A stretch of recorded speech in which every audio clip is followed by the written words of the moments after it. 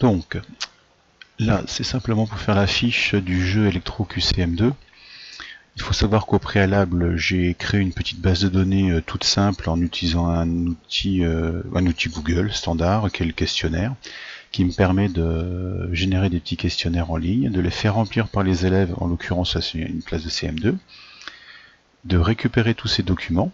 Donc ça se présente sous une forme de base de données tout à fait classique avec des champs.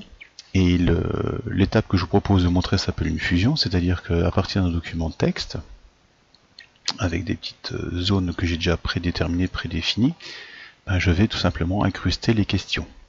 Je ne vais pas m'embêter à tous les ressaisir. Donc l'astuce, ça va être d'aller dans la bonne zone. Alors au préalable, j'ai bien sûr défini ma base de données. Donc je vais vous montrer comment on peut faire insérer un champ, autre champ. Et là, il faut trouver la bonne base de données que j'utilise, c'est-à-dire que là, c'est la centralisation des questions CM2. Et là, j'ai tous mes champs que je peux insérer. Alors là, comme c'est la question 1, ben je mets la question 1. D'accord, j'aurais pu très bien insérer la question, etc., etc. Bon, je vais peut-être effacer ça parce que c'est pas celle-là qui m'intéresse. Là, pareil, à l'origine, j'ai rien. Je veux donc mettre la réponse 1 de la question 1. Je clique ici. Je double-clique ici, pardon, et je le mets ici. Donc là, à l'origine, j'ai rien. Même chose, etc., etc. D'accord? Donc je mets mes questions. Une fois que tout est bien fini, ben, je vérifie que je n'ai pas oublié de champ. Ça me semble bien. Et pour finir, tout simplement, fichier, je vais faire une impression. Oui. Je vais lui préciser que je veux que ce soit dans un fichier. Parce que comme ça, je pourrais retravailler dessus. Je n'imprime pas directement. C'est un enregistrement document unique parce que ça marche pas sur mon ordinateur. Je précise où est-ce que je veux que ce soit enregistré. Eh bien non, il veut pas. Bon. D'accord. Donc là, je précise que je veux que ce soit imprimé là où j'ai mis mon liaison CM2 6e. Et dans le dossier, bon alors je vais me mettre à la racine de ça, ça devrait. Ok. Par contre, je vais le reprendre ici. Donc là, il m'a bien gardé mon chemin pour l'enregistrement et je vais dans un fichier.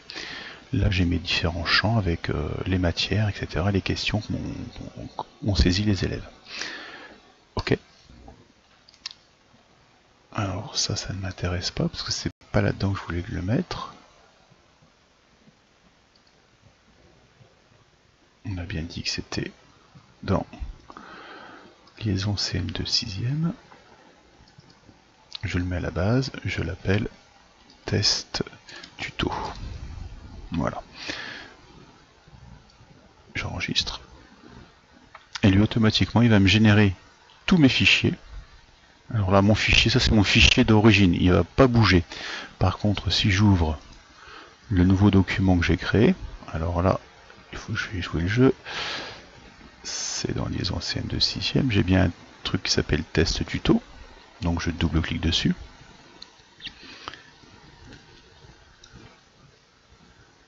Et là je vais retrouver mes fiches qui vont avoir été remplies automatiquement avec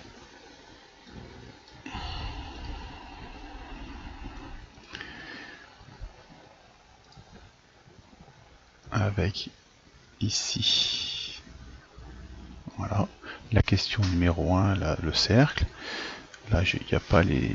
Ça, c'est un deuxième test qui m'intéresse pas, parce qu'il n'y a rien dedans d'intéressant. Par contre...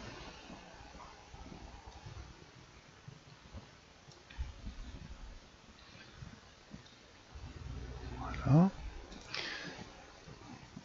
Deuxième page, la troisième page, autant que de réponses.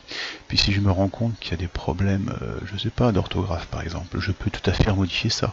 Si je me dis que c'est pas cette croix-là qui va être la bonne réponse, je peux tout à fait déplacer ce petit rectangle, voire le réduire, pour dire, ben voilà, là la bonne réponse c'est la capitale de l'Espagne, peut-être pas, donc on va peut-être pas prendre celui-là. Donc là je sais que ça ne marchera pas, donc je le laisse là. Par contre, comme je sais que c'est Madrid, je peux mettre un petit rectangle ici qui va me cacher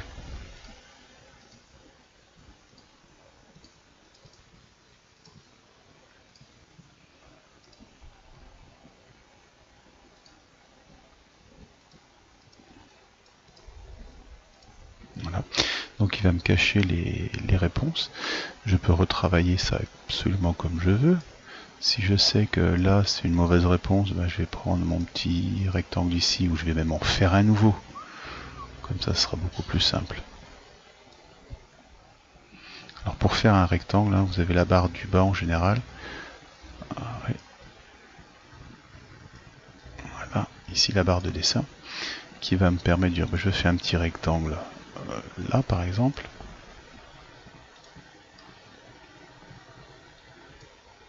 C'est bien que ça marche comme ça fait toujours plaisir. Bon.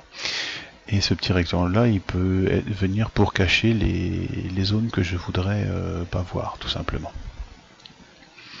Alors, une fois que tout est rempli, que vous avez déplacé vos petites cases sur les réponses qui vous semblent correctes, alors on peut le faire aussi au clavier hein, pour déplacer les rectangles, c'est peut-être d'ailleurs plus simple pour les élèves.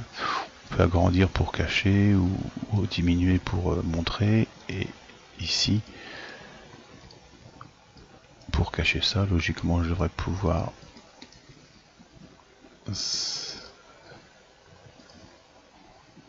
créer un petit... Bon.